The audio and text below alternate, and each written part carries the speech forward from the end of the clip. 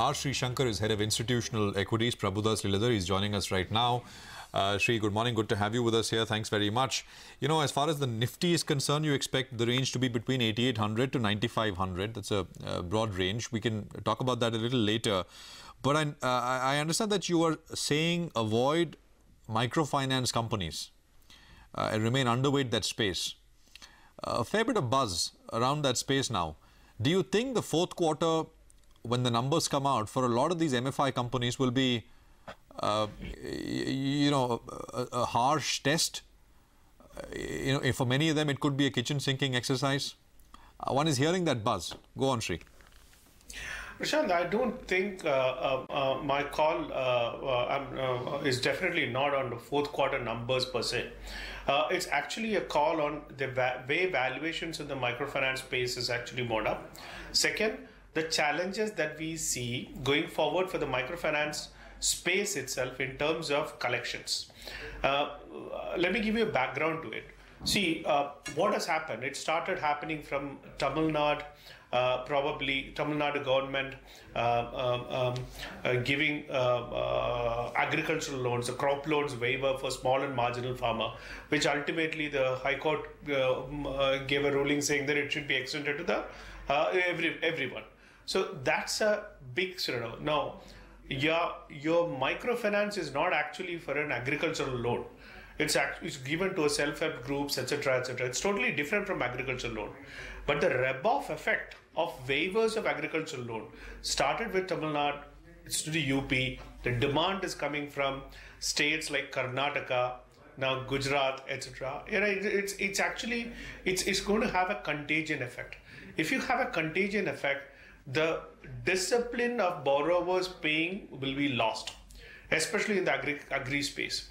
And agri space, for all practical purposes, in the microfinance will be there for mostly of small and marginal farmers and likes of it related activities, related people, etc. So if you see that happen, then there is every likelihood of the non-payment getting extended to microfinance also in certain areas.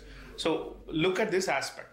Already the valuations of many of the microfinance companies, they are one of the best performers of recent times, is high. Second, on top of it, suddenly you see collections getting impacted going forward. It need not happen on fourth quarter. It will probably be happening from going forward. If Sreesankar, actually it reminds me of, say, something with the private banks, Yes Bank, in terms of its gross NPL jump that it showed. Do you think that MFIs could see such a huge gross NPL jump, maybe not in this quarter, but in coming quarters, and there could be an increase in provision, something similar to what happened? See, here again, there could be a possibility. That possibility comes from where? And when we speak to a lot of those people who provide microfinance, and it's not across, you find in pockets. For one pocket in Maharashtra, there is a collections issue that is not there in every district in Maharashtra. It is there in one particular area. And because some of the microfinance people said that Maharashtra is one state. So if it happened in one district, it can easily spread to other districts. So if a collection is there good at 98% in one district, and if in some other district it is probably around, say, sub 10%, now to become a state subject, it doesn't take much of a time. I'm just giving an example, not literally in Maharashtra. So the valuations are the way it has gone up, plus the risk that you run on it is slightly on the higher side, and that's the reason why we said no, we don't like the microfinance space at these valuations. No. Okay. Sreesankar, your thoughts in terms of which are the companies which could surprise on the upside? We've heard from a couple of IT ones, we've heard from a couple of private banks, something a little more optimistic then. See, we continue to believe that Yes Bank has come out of their results, IndusInd Bank has come out of the results. When we look into it and much more when we dissect the results, the operational performance and the growth in terms of deposit and advances has been pretty strong. Operational growth has been strong. So now there have been issues with regard to certain accounts. The key question for us is, in front of us is, whether these banks have generating enough pre-provisioning operating profit. Should there be issues coming up like this where they need to provide? So our thought process very clearly is, now even in case of Yes Bank, if you don't see surprises like this happen in the next quarter and quarter after next, I think the high valuations this bank continues to have. Today, we have valued the bank at 2.9 times price to adjusted book for FY19.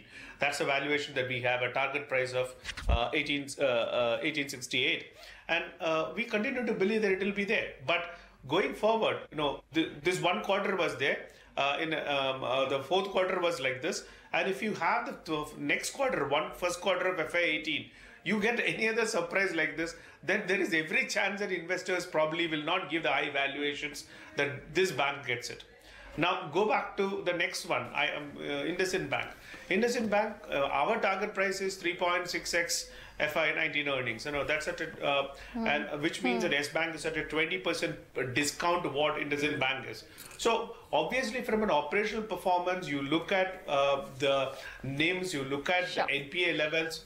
And there is nothing which actually tells us that you need to be extremely cagey about it at this stage. Okay, point taken.